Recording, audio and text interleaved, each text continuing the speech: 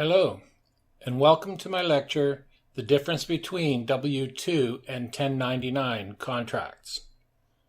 As a consultant, you will be viewing consulting opportunities on bulletin boards, and occasionally, headhunters will be contacting you with opportunities to work on projects. They will often be making reference as to whether or not the opportunity is a W-2 or a 1099, a 1099 project, or is open to both types of employment. So here's the difference between the two employment methods. W-2 employment contract, and this is in the USA, by the way.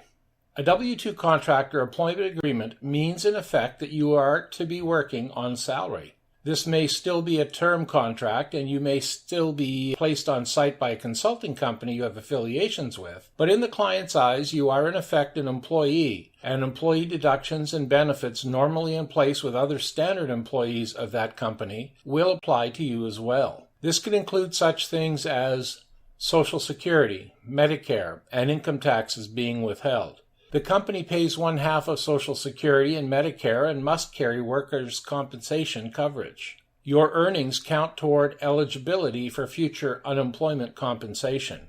If you do not get paid, the government may be able to assist you for free in collecting your money. You are protected by FMLA, COBRA, etc.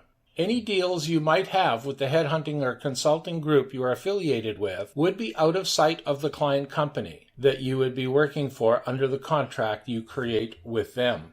Canadians filling out the right kind of paperwork are able to work under W-2 contracts in the USA. That is to say, they can get H-1 or TN status to work in the USA. But while working there under this status, they will be contributing to the U.S. government as an employee would, and they would still be required to renew their H-1 annually and travel back to Canada at least once every 6 months.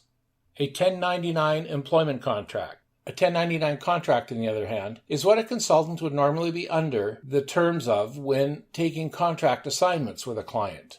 Generally, a person who contracts to provide a service for a company as an independent contractor would usually provide their own resources, computer tools, etc. to deliver the contracted for project, although often a client needing something done using a specific piece of non-standard software would provide access to the consultant to that software for the duration of the project. 1099 consultants are usually not supervised as an employee would be by the client. This person's earnings are usually paid out to them after receiving an invoice from them as they operate as an independent contractor. And the IRS reporting is usually done on a Form 1099 MISC. Nothing is withheld from the gross earnings to be paid to the consultant for SS, FICA, etc. The consultant is responsible for calculating his or her own government taxes on revenues earned. By the way, if the client refuses to pay you for work done, you have no protection. This would be considered a breach of contract situation, and your only recourse would be to sue the client. So those are the primary differences between the two types of contracts that you could be working under as a consultant. That's all for now. Bye-bye.